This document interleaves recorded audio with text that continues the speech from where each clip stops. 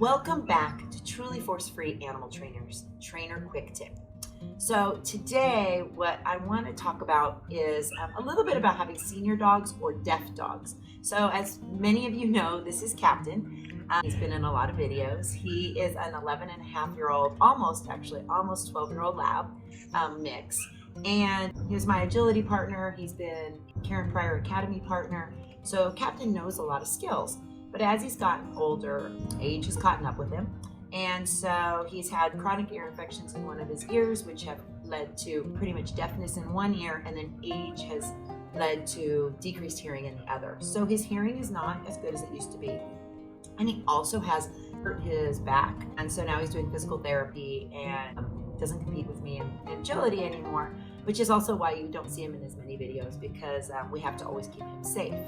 But what I want to talk to you about today is how grateful I am that I taught him hand signals when I was teaching him verbal cues at the very beginning. So as Captain started to lose his hearing, I noticed that he wasn't responding. He has a very, very good recall, and he's always been super obedient, loves training, loves everything I ask him to do, always wants to do more. And so I started to notice that he wasn't responding when I said sit, or down, or come, or even if I called his name, which was all very unusual for him. So instead of blaming him and calling him stubborn, I really started to assess his hearing, and confirmed by the veterinarian that his hearing is probably little to none at this point. So we came into a problem too, was when he needed physical therapy for his back. I needed to have physical therapy exercises like sit and down. So what I want to show you today is the importance of teaching hand cues and hand signals when you are training your puppy or your new dog. Also, if you have a deaf dog, you can also do this if they're deaf, because obviously if they're deaf, their hand cues aren't going to matter. So Captain obviously wandered away. He just went to go get a drink of water. So in previous, I would just call him and he would come running over. Right now, if I say Captain, he has no clue I'm even saying his name. Even if I say Captain, come, doesn't respond. But what I've used for recall now is, in this situation, I'll hand clap. So when I'm ready for him, I'll hand clap. Or at night, if he's in my backyard, I flash my lights that are for my backyard, and he knows it's time to come. So if I wanted to come now, I'll say, I will.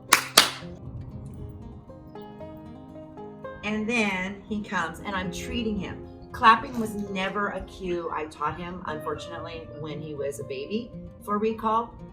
So now I wish I had taught that. So if you have a puppy, something loud like that, because the high pitch tends to get him to pay attention. The other thing that you might even consider whistles or things like that for your recall.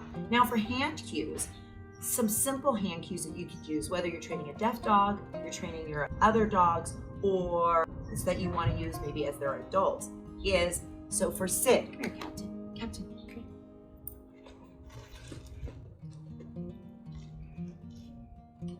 For sit, of course, Captain has a very good sit. So if you were teaching him with just treats, you might raise your hand up and give him a treat. Then what happens is this becomes my hand cue. Now for down, if I had a treat and I was teaching him, I could take my treat and lure him straight down, and it becomes a down, which then this becomes the hand cue. So I can have him sit, which I'm so used to saying it out loud, and then I can have him sit. He's thinking I'm asking him for other tricks right now. There you go, down. And then also what I learned is I need to remind him to stay, because if I just ask him to do it down, he doesn't always stay now that he's deaf. So I've been using my hand cue as a stay more. And that is something I have needed a lot, because his stay used to be really solid as soon as I asked him things. But I'm giving him some grace, knowing that his world has changed a lot too. So he went from a hearing dog who was my agility partner, who I could whistle quietly or say his name quietly and it came running, to now I imagine his world is super quiet. And I've noticed that he's more vocal. He barks more than he used to. Sometimes he has a harder time orienting if he hears a sound like a door slamming.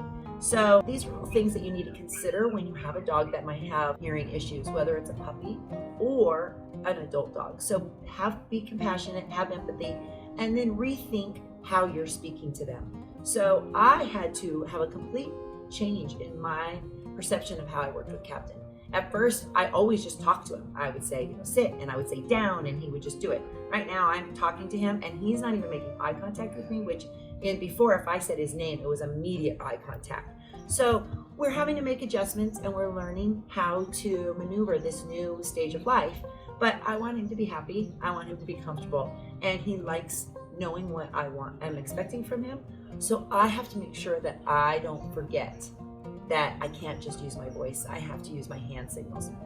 And in some situations, we've had to make some adjustments on things. So he knows like a nose touch. I used to use it a verbal cue. Now I just put something in front of his nose. He knows that a nose touch means touch it.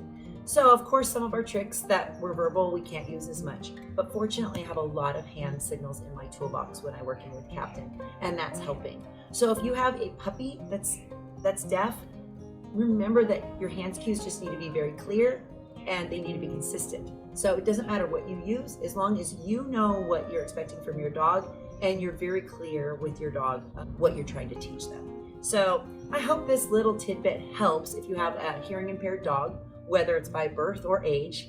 And just be patient with them. Use your hand signals. They can learn hand signals just as easily as they can learn verbal cues.